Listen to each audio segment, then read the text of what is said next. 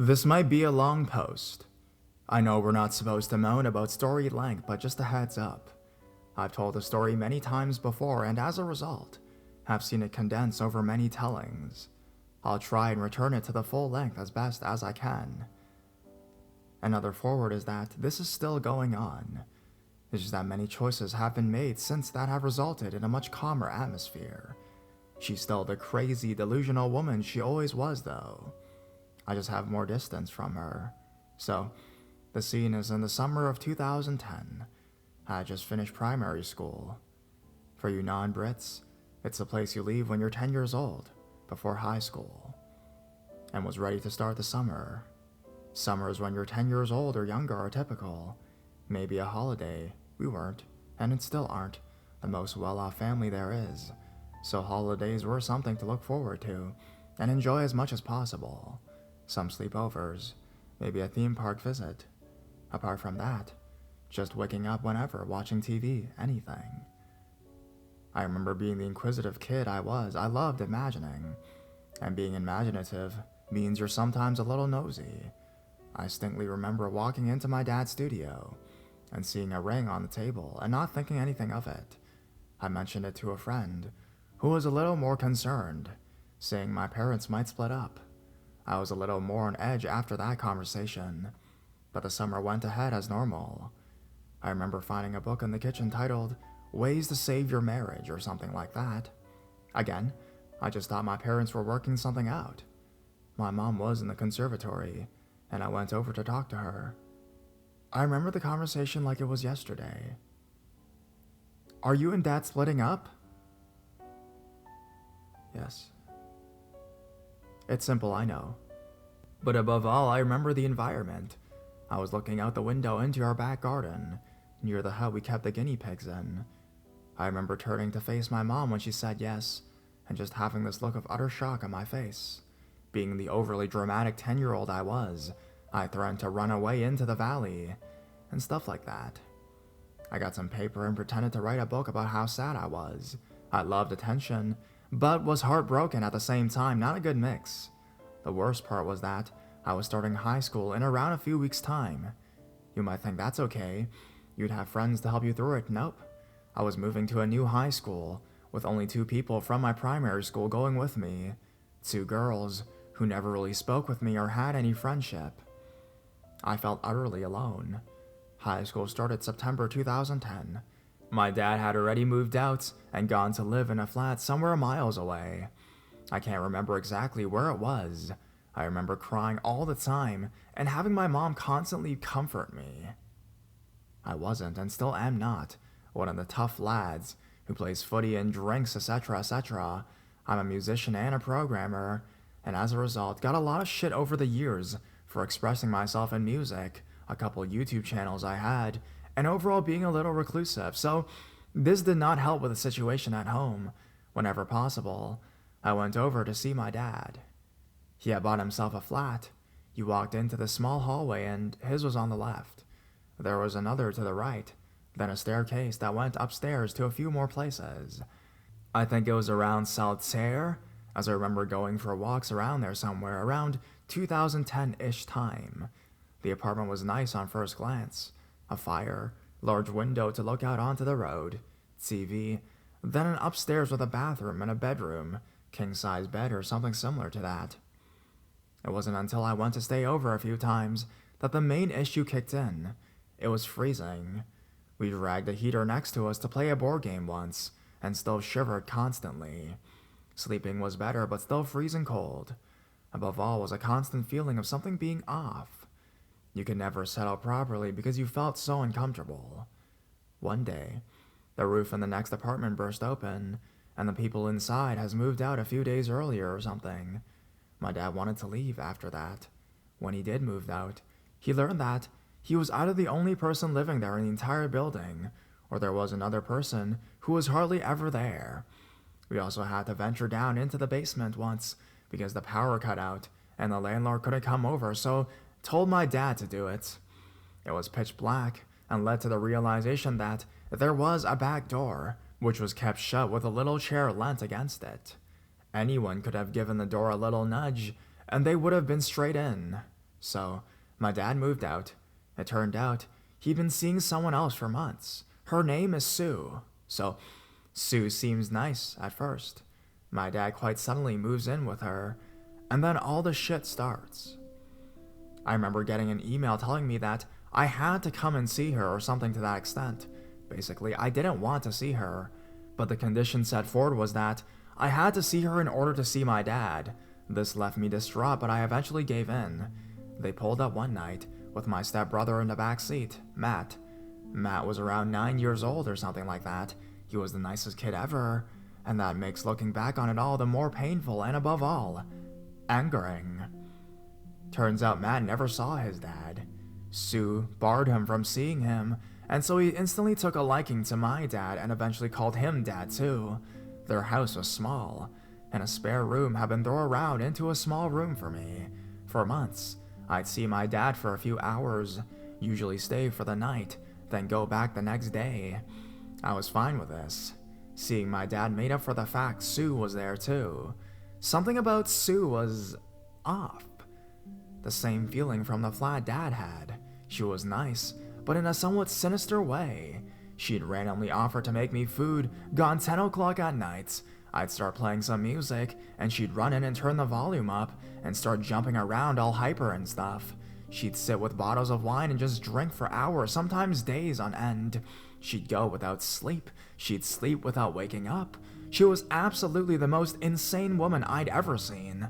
I thought she was tolerable, though, until one night. My dad was gone, with his band to play a gig somewhere. I was alone with Matt, Sue, and Sue's friend, Faye. Sue had the hilarious idea to watch a horror movie. Now, I love horror films, but seeing her suddenly jump up and declare that we were watching one was weird and, quite frankly, jarring.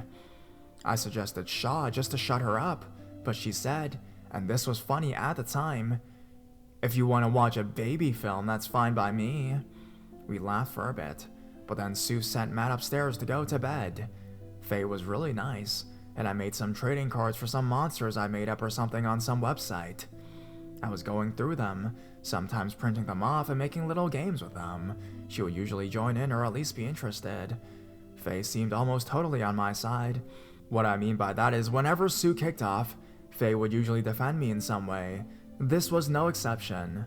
Sue randomly comes in and dumps a huge box of pictures from when her son Anthony was in the army. She also goes through some pictures of another son of hers, Ross, and Matt too. This went on for a bit. But then, and this was one of the many jarring things about her, she randomly stood up and exclaimed, "Right! Film in 10 minutes!" and turned the TV on. I went to a random number generator to see what saw film. It said 4. These details are precise because I wrote down what happened that night in case I had to provide it as evidence. One time, at Dad's old flat, we watched the first Paranormal Activity movie. I was a bit spooked by some bits. I was 10 years old when we watched it. She suddenly brought that up, saying now we couldn't watch Saw. I protested. She got angry. She suddenly said that all her children have tried it out on her, and I was getting upset. She obviously been drinking, or just off in some weird mood swing. Because she pointed to the door and told me to go to bed. I made out that the evening was becoming unfair. Then she said, "I am telling you as your stepmother to go to bed!" I was crying by this point, but Faye came with me. Sue comes barreling up the stairs with her phone in hand. She tells me it's Dad, and he wants to speak with me. Faye protested, saying I didn't want to talk, but she pushed past her and shoved the phone in my face. I pushed it away. She said, "Stop hitting me!" At this point, you might see what kind of person she is. A disgusting, compulsive liar. So I take the phone. Dad said over the phone to go and apologize right then and there. I would take myself downstairs and say I was sorry. So I did. Dad said I should say sorry. So I'm sorry, or something like that. Well, she didn't like that. I apologized to Faye on the way past. She said I shouldn't be sorry. Sue was being unfair. Sue comes running up the stairs again, and Dad over the phone says I shouldn't have said Dad said I should or something similar.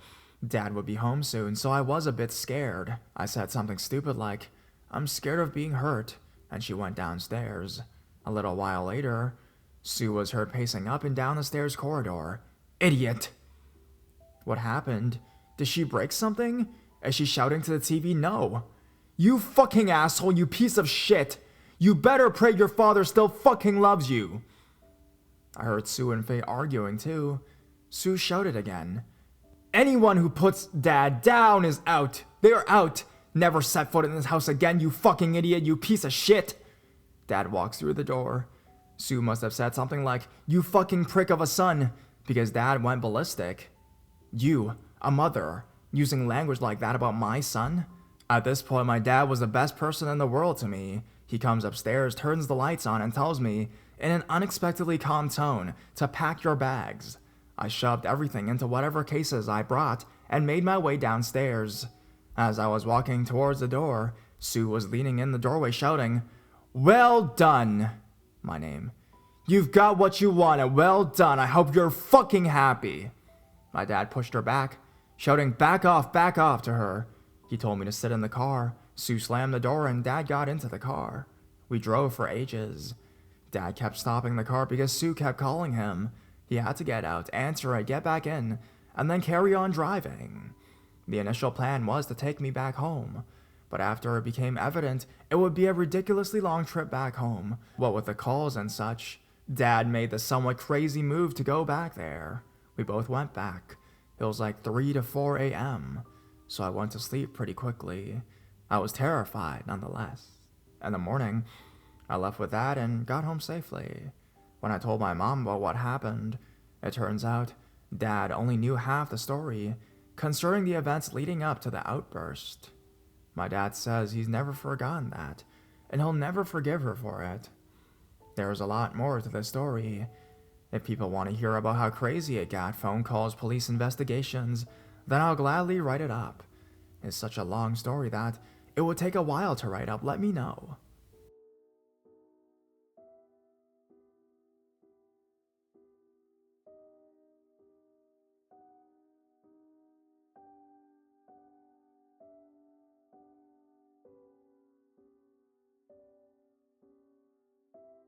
So my dad initially, or so I believe at least, met Sue at his old workplace.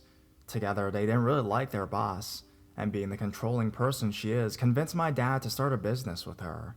Dad was, or at least I think he was, happy enough at his job to get by.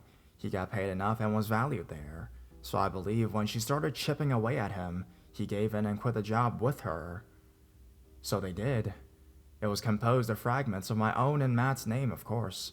It won't contain Matt, because that's not his real name. But at the time, I felt really special and honored to have my name being used in a business. The company was an IT communications type thing. Phone systems, company phones, and the like. It started off okay, I guess. I'm still to this day a bit in the dark about how the company really operated. They seemed to have piles and piles of phone boxes and phone systems in their office. And every time I went over, they seemed to grow and never really go down in numbers, if anything. They moved them around rooms in the house just to fit more in. And you're probably wondering what happened after she went ballistic. Well, of course, it remained in my mind, but wasn't something that was going to stop me seeing my dad. I started taking more of a liking to Matt, because now I knew what he had to deal with on a daily basis. Oh boy, she didn't like that. We used to go to this dodgy public swimming pool place. Now, Matt was terrified of going completely underwater. Kid, fear of drowning, they go quite well together. He's been at plenty of water parks, and decided that the water is a bit of a scary place. I also had that same problem, but realized it's usually the people and not the water itself that's a bit scary. Being lost in a crowded swimming pool would just be a really bad situation for me. But as like a 10-year-old kid, Matt would stand petrified at the entrance to a water slide, and I tried my best to coax him onto them, but ultimately had to allow his decision to bail out. Now, being an only child, it kinda sunk my heart a bit to see him bail out when I wanted someone to share my love of high-speed rides like roller coasters, water slides, etc. with, but had to come to terms with the fact that that just wasn't going to happen. However, we both loved boss battles and games, so pretended that, whilst he laid on one of those huge pool float things, like a massive disc. I would jump out of the water and shake the float and try and knock him off of it. Now, of course, I didn't purposely try and fucking drown the poor thing, but shook it enough to make him laugh and clutch on to stay on top of it, and just generally have a good time. Yes, he would sometimes fall in and splutter a bit, but it was always an overreaction, as I always had him securely, and quickly plucked him out and back to safety. Where was Sue, you ask? Sat drunk on the side, just spaced out on the makeshift beach they had. Dad stayed with her, so she didn't fall in, I guess. So just me and a 10-year-old kid who couldn't really swim. You see where this is going? He falls off the float and I don't see it. So I see my dad, who's frantically pointing at something. I turn to see Matt flailing about and quickly drag him upwards. Quite a minor event, isn't it? Yes. I wasn't looking for a moment, but for God's sakes, trusting a 12-year-old with an essentially 9 or 10-year-old kid, their life was pointless and very, very dangerous to say the least. Another anecdote, Dad, Sue, and I went to a park together. We were playing football, and I can't kick as I'm nowhere near the sporty type. Yep, I hit her square between the eyes. She takes it personally. We're in the car. I had a cardboard tube left over from some sweets. She leant her makeup-laden face between the sheets as if she wanted a kiss or something equally as disturbing, and I didn't see her. I chucked the tube into the back seat, but instead it hit her in the face. She took it personally. These anecdotes seem a bit random, don't they? Well, I remember I used to get emails in which I was picked up on having done these things, and I used to get accused of trying to drown her son. Are you kidding me? He fell off the floaty for like 3 seconds and I picked him up again. There should have been a responsible adult in the water too, kicking a football in her face. Yeah, I did. You make it sound intentional though, throwing a sweet tube at her face. This one pissed me off nearly as much as the drowning one. She claimed it left a big bruise or something equally as stupid, concerning a bruise on her face. Claimed it all went red or something and left a mark. Next time an empty cardboard tube the height of a couple thumbs bops me on the nose, I'll try to give you guys an update before plastic surgery. Spraying hairspray in her eyes. This was like their wild card. They draw this one out randomly. I can't remember doing this. I sprayed some spray in Dad's face a while before and can't even remember why. But it wasn't her, and it wasn't relevant. It's late, guys, so I'll call it a day, but I'll write more ASAP. Peace.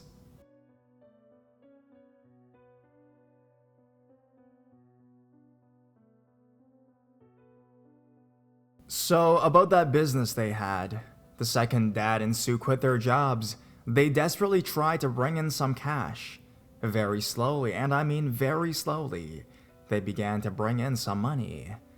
It wasn't really much, forcing my dad to stop paying child benefits.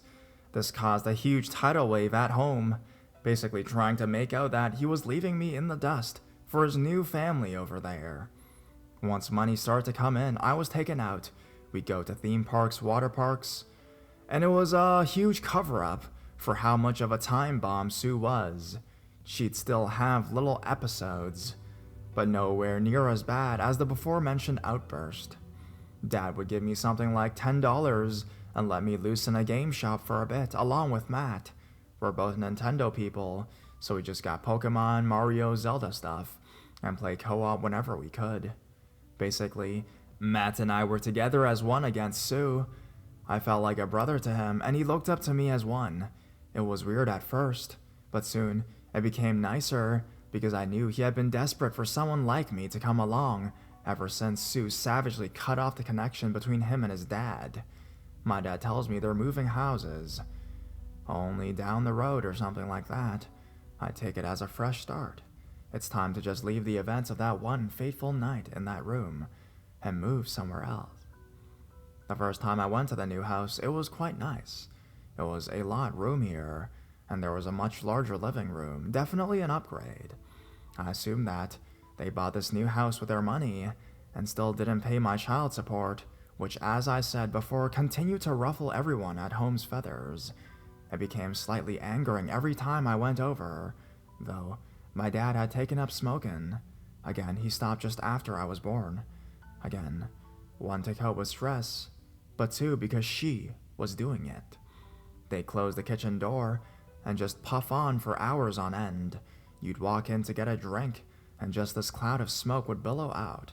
Now, I don't really do great with smoke. Makes my lungs hurt and shit.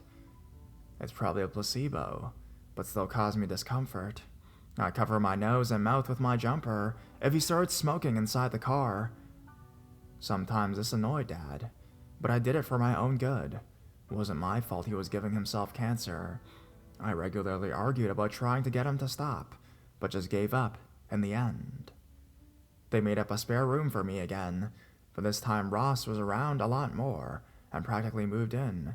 Ross randomly got stabbed one time, and we had to get up in the middle of the night to go and see him in hospital. Not a nice area to be in, I guess. So, Matt was around him a lot more, because they really are brothers. But Matt still loved to take advantage of the fact that I write stories, and wanted me to do these interactive stories, like those fighting fantasy books people used to buy. You know, the ones that are like, you see a door, go in or keep walking, etc. Because it was all done on the spot, it could change wildly, or I can change the plot completely in one decision. Could I have a little inventory of items to use or keep? As you can see, he's just a kid. In this environment with a drunken excuse of a mother, she'd randomly tell him to shut the fuck up and the like, to which he would instantly stop talking and just have this terrified look on his face. Poor kid. And once they all settled in, nice and tight, the drinking started. Again, she would go through phases, as Dad and I called them. Couple days of niceness, then what Dad called the drinking day, and then just marathons of sleepless nights and binge drinking. She would accumulate empty wine bottles at the side of the sofa. I slept on the longer sofa, at like a 90-degree angle to the rest of the room. I would be trying to get to sleep, and she'll still be watching TV when I got up. Matt and I would play downstairs sometimes. The floor is lava and all that stuff with cushions, etc. Matt was such an innocent kid. It pained me to see Sue do shit like this. She'd ring into Matt's school and say he was sick. He wasn't. She would proceed to turn him into a butler for a day, bringing her water, food, tablets, etc. Why? Because she was too drunk to get out of bed, that's why. And this kid would just sit watching TV all day, missing his education, just to serve his alcoholic mother her water.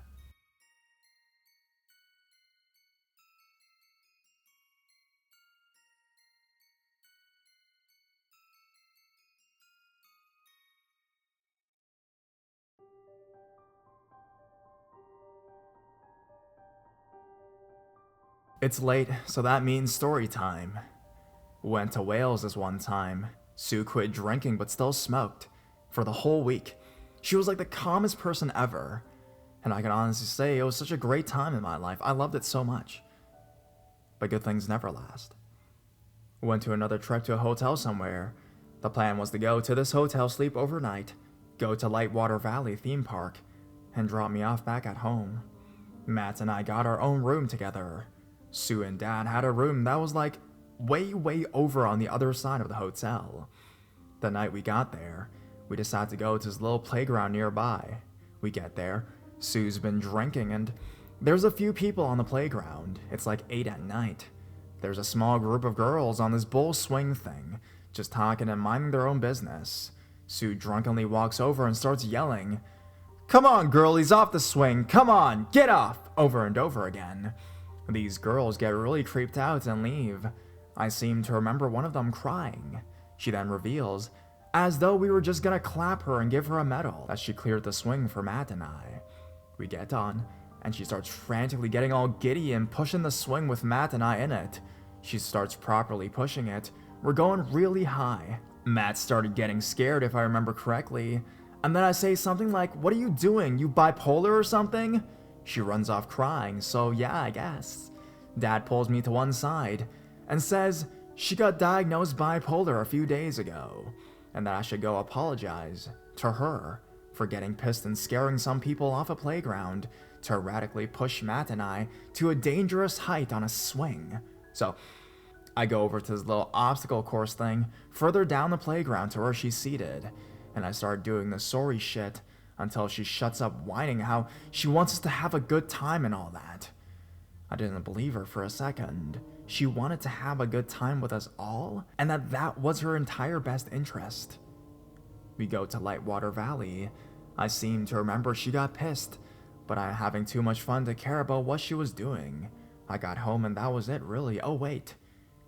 The event I shall now describe is known as the Comet. Basically, all of Sue's kids grow up, realize she's a mess, and cut off all contact with her. She has like 3 or 4 kids, Ross and Matt being the only 2 she ever really speaks with. So one of her kids, in this case, we'll refer to as Anna, had a child. It was a really nice thing, but Anna didn't want to speak to Sue, and as a result never saw her. Sue says to Dad, "Oh, Anna has a baby or something," to which my dad says something like, "Great, another person I'll never get to see." Zing, she did not fucking like that. Wow, she did not like that at all. If steam could come out of her ears, she'd be a freight train. She must have decided at that point her and Dad were over. She began to make his life hell.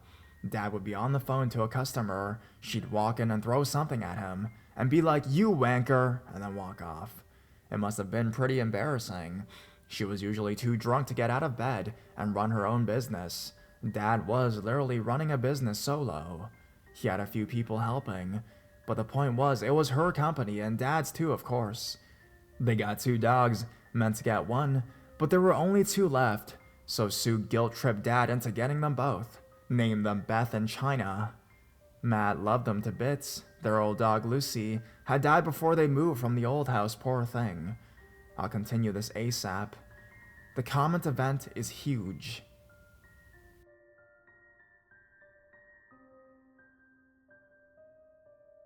So, the Comet. Well, Sue began saying some pretty bad stuff. She would put on Facebook that Dad hit her, abused her in general, and awful stuff like that. She claimed Dad put porn on her son's computer. She rang her parents and told them Dad was hitting and abusing her. She started to cut herself for attention. She would cut herself until she had to be taken to the hospital, usually overdosing too. Just for Dad to drive all the way to the hospital and take her back home. One night, Dad was driving her home, and she splayed across the back seat on the phone to her parents, slurring her words as she'd been drinking. "I am sat with the man that hits me." Dad just kept driving, but she kept going. "And because he heard me say this, they'll probably beat me when I get home." Now I got it. She was trying to get my dad in prison or something similar, so he was out of her life and she could rope in another poor man to become Matt's next dad. Literally all her kids had different last names. How did I not see this coming? I remember they had rows after rows. Dad would wake up. He has sleep apnea, and so needs all the sleep he can get, and requires the use of a machine, and she would not leave him alone for the whole day, arguing, drinking, whilst he ran her business for her. She laid off the other people working for her, so it was quite literally becoming Dad's solo mobile phone company. She kept with the whole beating and abusing stuff, accused my dad all over Facebook how he was hitting and punching her, and her black eyes and bruises she suffered under the hand of my dad one night.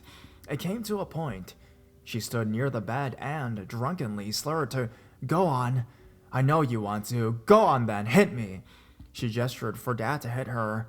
Dad obviously did not, instead grabbing a suitcase and beginning to pack his sleeping machine, some clothes, and his phone, as well as some more other things. While she drunkenly stammered around in the background, she grabs the sleep machine, opens the window, and launches it outside. This is some really expensive, hospital-lent shit here, so this was a really bad move. Matt is standing in the doorway, rubbing his eyes with sleep. Why, you might ask? Because Sue's ordered a taxi. She doesn't know where she's going. She just ordered one to make a scene. She was now taking her child on a school night, if I remember correctly, shoving him in a taxi with a complete stranger and going God knows where. What a truly terrifying environment. As I said a while ago, my dad is in a rock band. He has been for a while and has a bit of a following around here. Sue used to come to some with him and get completely pissed. This was the straw that broke the camel's back. Sue got her drinks. Dad and his sister and her boyfriend were present. At this point, Dad had married her, so this was his wife, making a complete arse of herself. She gets pissed. Now, when I say pissed, I don't mean a little tipsy. I mean pissed, loaded, drunk, to the point where you probably couldn't hold a conversation with her for 5 seconds. She gets all rowdy, but the gig is ending. Dad packs up and decides to go to a takeaway. As they go in, there's a couple having their food. She leans over, and in one fell swoop, grabs some chips off the woman and eats them. Of course, the natural reaction is one of, "What the hell do you think you're doing?" And then she gets all bitchy about it. Effing and jeffing in the middle of this takeaway. Dad honestly thought it would be a punch-out. She starts arguing and shouting to this woman, so the boyfriend gets involved. The whole "who the hell do you think you are" kind of thing. But Dad sees there's now potential for danger and tries to break it up, literally getting in front of the guy, around 20 years younger than him, but still quite big, and trying to back him off and defuse the situation. As she got in the car, Dad proceeded to absolutely tear a strip off of her on the way back. She tried to reverse it and pin it on Dad, but he was having none of it. This was it. It had gone on far enough. He quite literally says fuck this, drops her off at home, and then goes to his best friend's house. Greg is a good friend of my dad's, and then my dad's other friend, Eddie, is the drummer of my dad's band, and he has a van. The fucking heist begins. This was one of the best stories I've ever been told. They rock up at night, Sue's passed out drunk upstairs, they open the van, all 3 of them, and sidle into the house as quietly as possible, trying desperately to pluck out anything of value, namely my dad's guitar, speakers, racks of CDs, and some clothes. He couldn't find many clothes, and he wondered why. Then, he looked out the back window. She'd burnt all of his clothes. They were all singed in one smoldering heap in the back garden. Dad knew he had to go ASAP because this woman was life-threatening. He gets everything he can, including the machine that luckily landed on the grass and suffered a few scratches. This was scary at this point. This woman could probably kill. He walked into the kitchen to see the dogs. They hadn't been let out in days. There was shit all over the floor and their bowls were empty.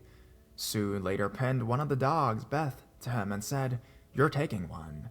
She laid on the sofa next to me as I write this. Happiest dog I'd ever seen, her sister China. I worry for her, poor thing. He packed it all into the van and got away ASAP. He drove all the way to one of his band members' houses and crashed there for a few nights. Then went to his parents' house miles away and set up camp in the spare room. He lived there for a while because he left with absolutely nothing. This woman took him in and spat him out. She was reckless, abusive, alcoholic, sociopath. I think my next post should be the finale. It's mostly the aftermath and slowly regaining of a life back.